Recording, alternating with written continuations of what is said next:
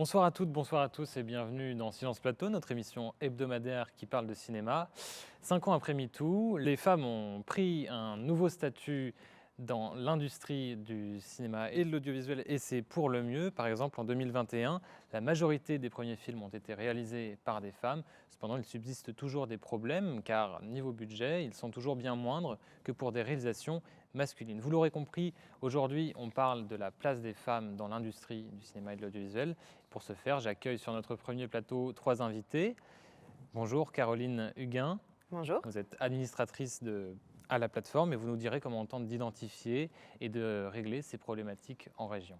Lise Baron, bonsoir. Bonsoir. Vous êtes réalisatrice de documentaires. Et enfin, à vos côtés, Laure Van Valslaar, vous êtes productrice de courts-métrages dans votre société Tonnerre de l'Ouest. Bonsoir.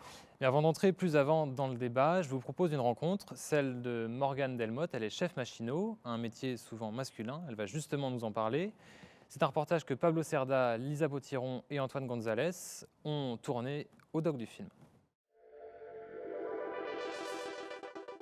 Mon métier consiste en premier déjà la mise en place de tous les supports caméra, les grues, les travelling, les branches, les bazookas, assister l'opérateur caméra quand il filme à l'épaule, à la crosse, au steadicam, voilà, c'est ça. Et une deuxième phase où on est en lien avec l'équipe ELEC. Et il a la petite particularité de faire le clap sur les plans.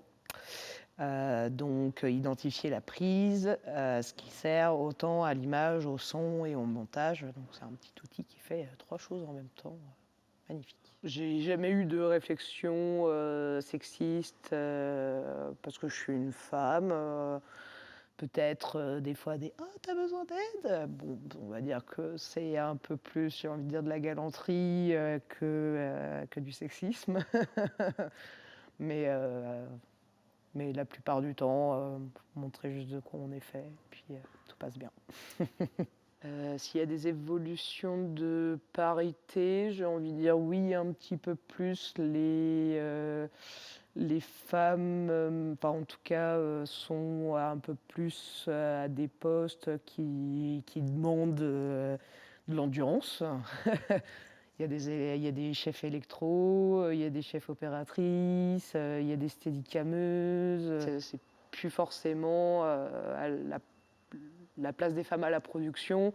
Si je me sens légitime parce que je suis une femme machinot, pas du tout. Je me sens absolument pas légitime par rapport à mon genre, je me sens légitime par rapport à mon travail. Si on m'appelle, c'est que les gens ont eu connaissance de moi par rapport à mon travail et ce que mes collègues avec qui j'ai travaillé pensent de moi.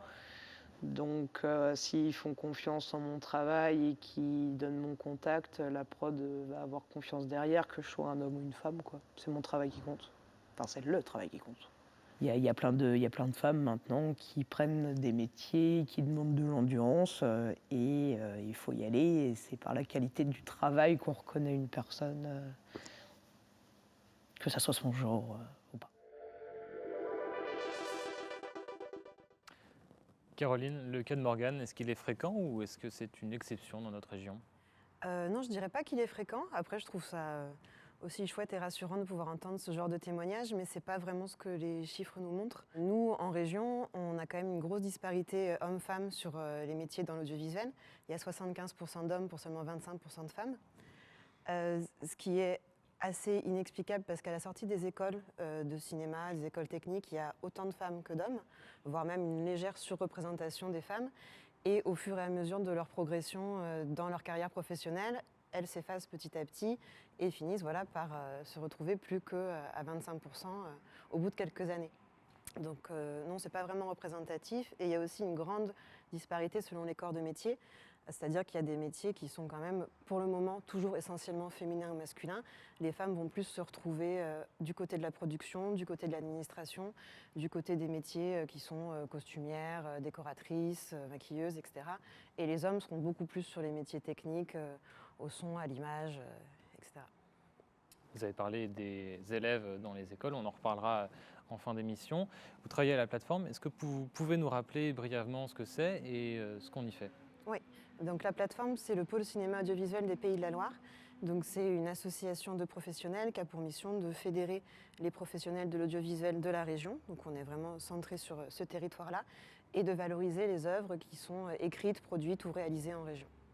Très bien.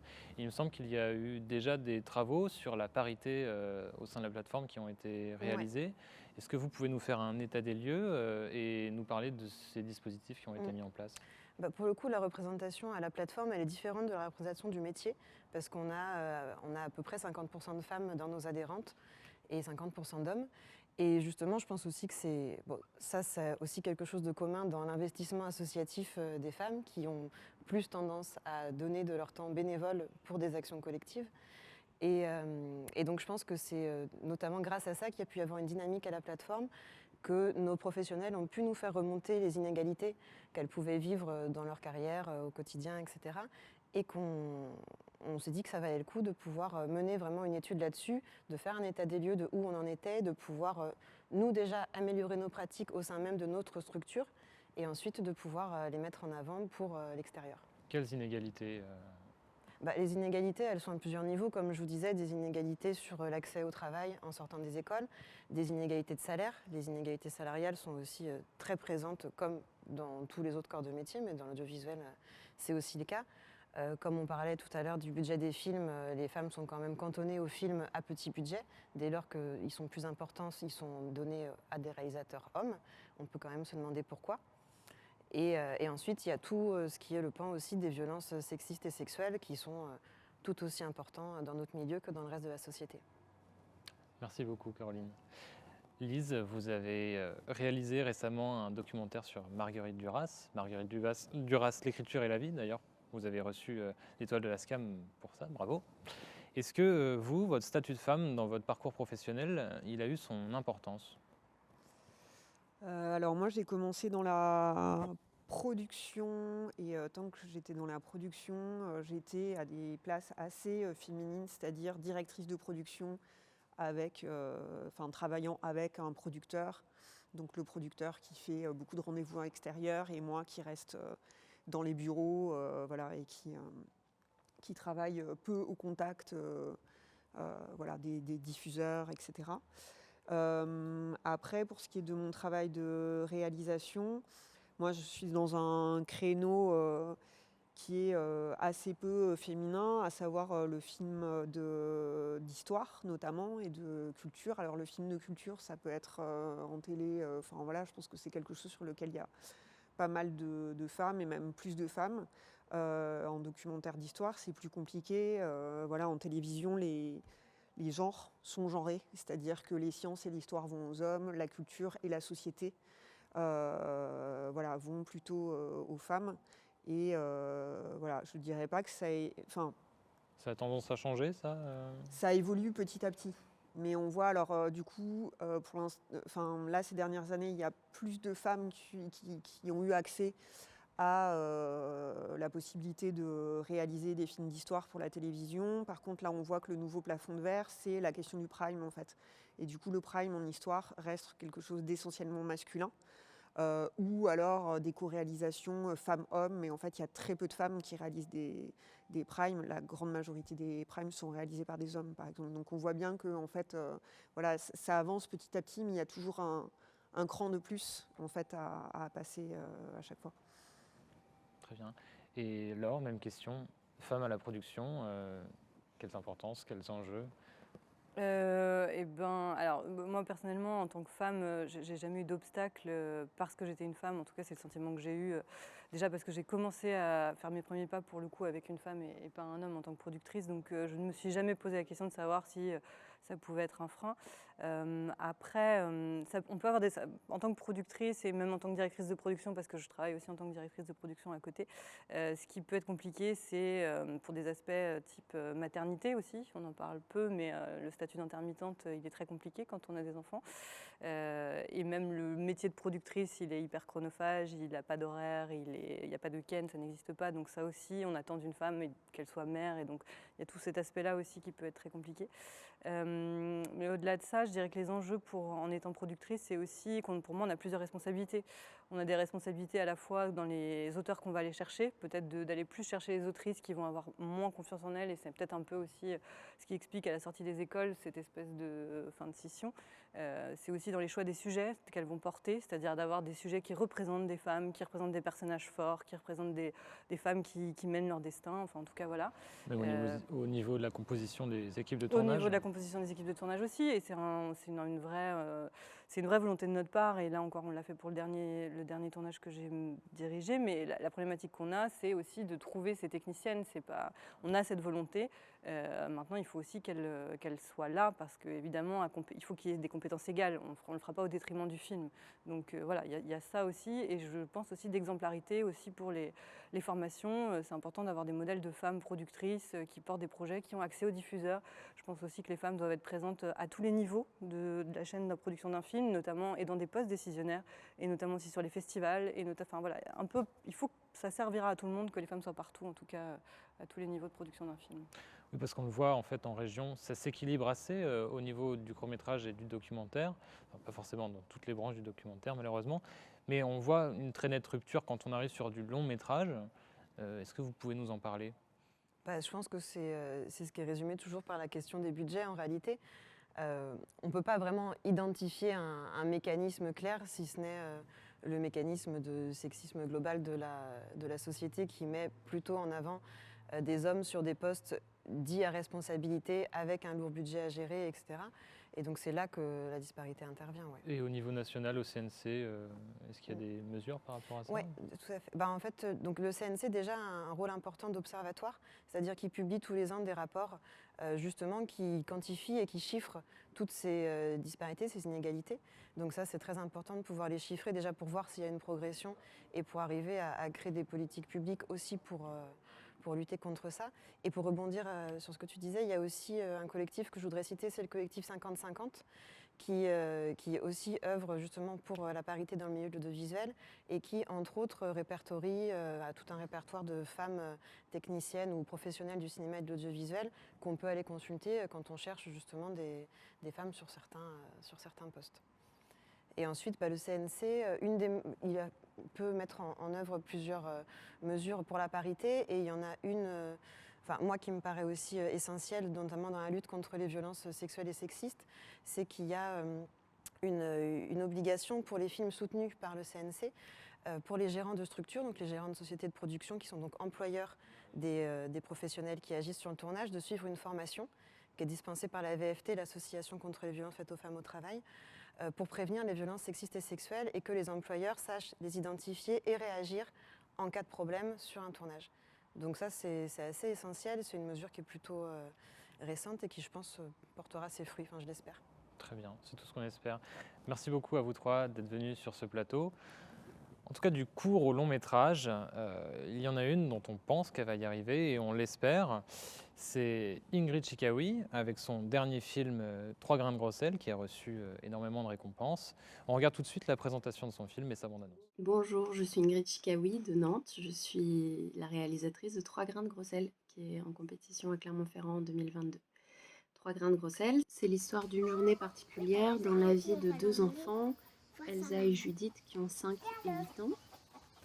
Elles traînent seules à la maison et elles sont pas au bout de leur souffle. Ça parle des stratégies inconscientes des enfants pour grandir dans un milieu instable. Ça parle de ce que c'est que d'être sœur. Et ça parle de ce que c'est que d'être mère quand on ne sait pas rester sage.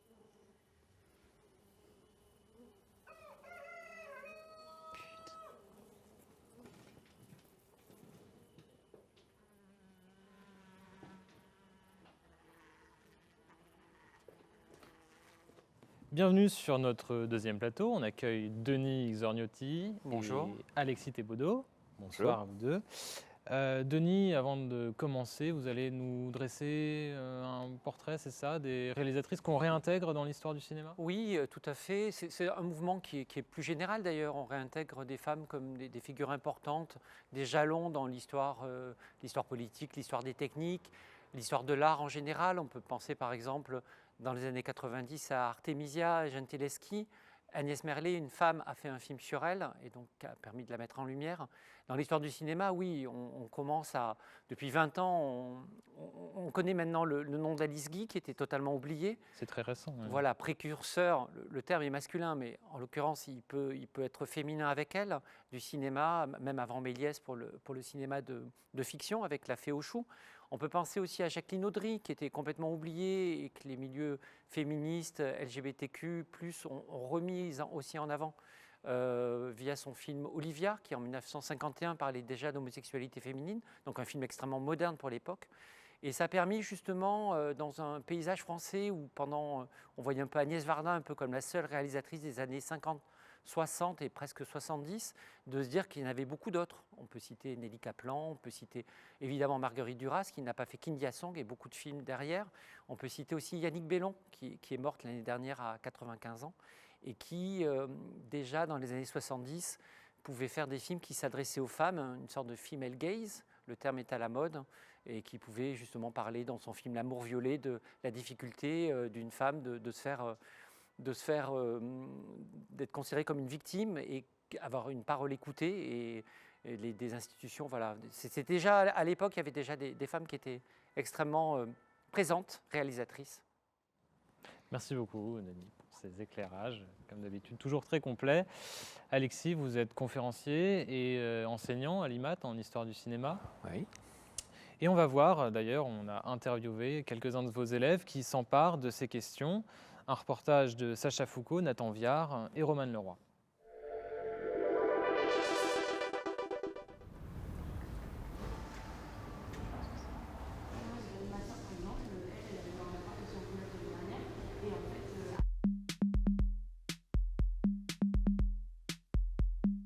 Alors, c'est vrai que niveau femmes, il y a très peu d'élèves. Dans nos cours, on a pas mal de professeurs qui sont des femmes, notamment en cours de script, production, je crois, et aussi assistantes réalisatrices et réalisatrices. C'est vrai que c'est très masculin dans notre école, mais après, c'est sûr qu'on risque de le voir encore plus dans le domaine professionnel.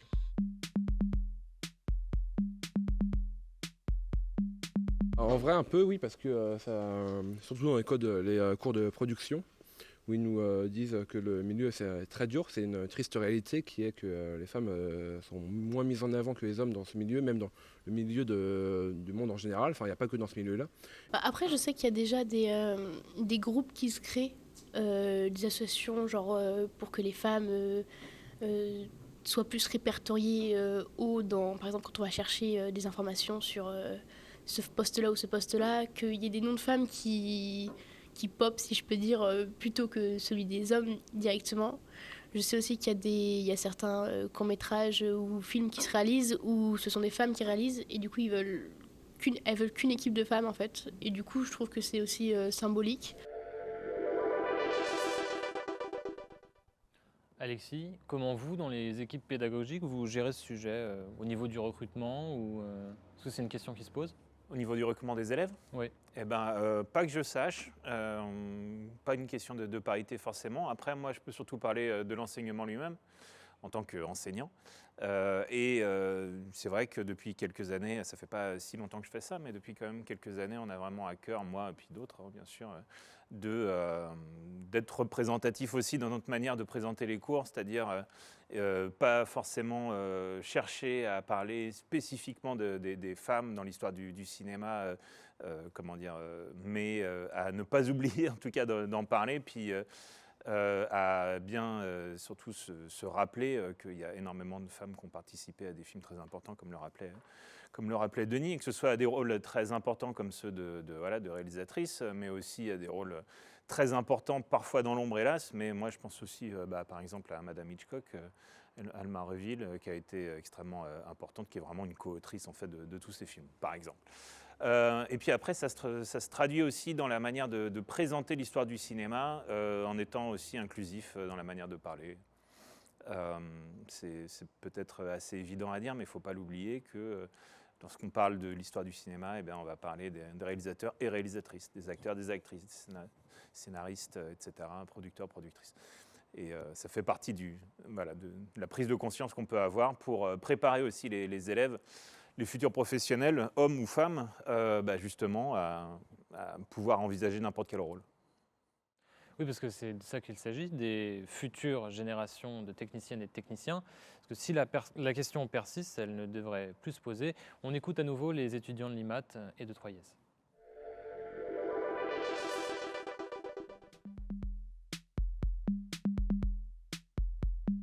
Je pense que ça me choquerait plus si d'un coup j'arrive à faire des tournages et que je fais plusieurs tournages où là je remarque vraiment qu'il y a 3 filles, on est une énorme majorité de mecs, etc. Là je serais en mode ok, enfin c'est bizarre. Même d'un point de vue des cérémonies, on est souvent avec des réalisateurs ou des producteurs ou des acteurs qui sont souvent masculins. Et c'est un peu triste parce que du coup, la part féminine a totalement sa place dans ce milieu. Et c'est dommage qu'on ne la mette pas plus en avant.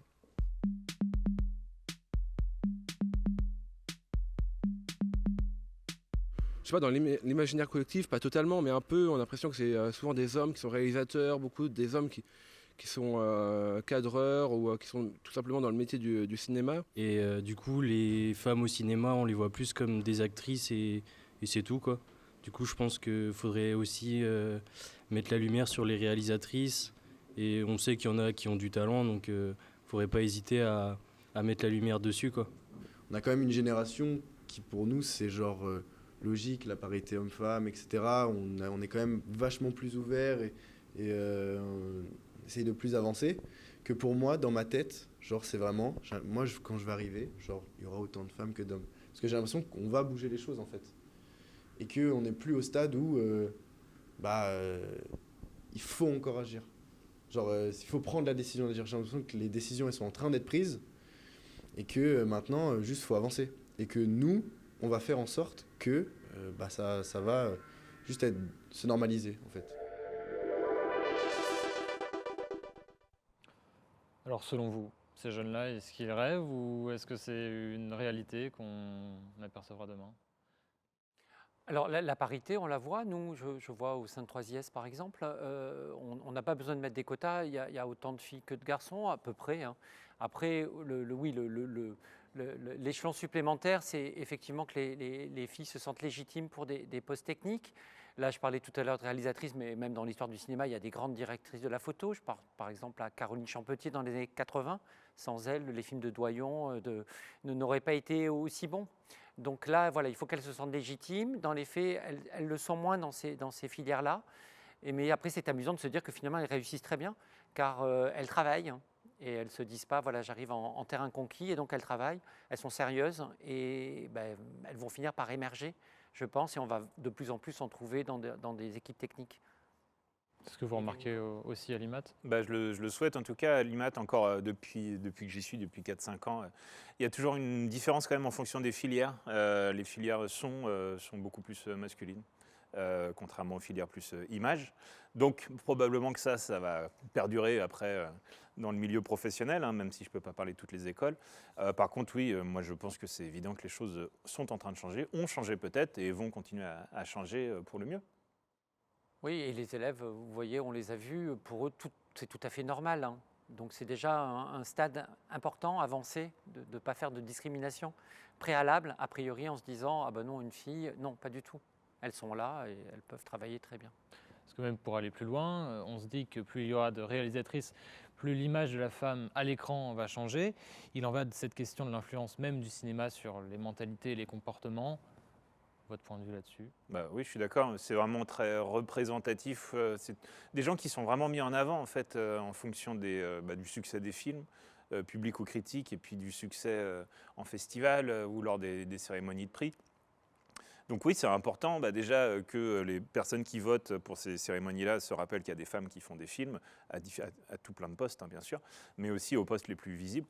Que on mette un peu plus en avant ces femmes-là, ce qui est quand même vraiment en train de changer là pour le coup. Et oui, il y a une fonction représentative et probablement que ça va donner envie à d'autres gens de se lancer.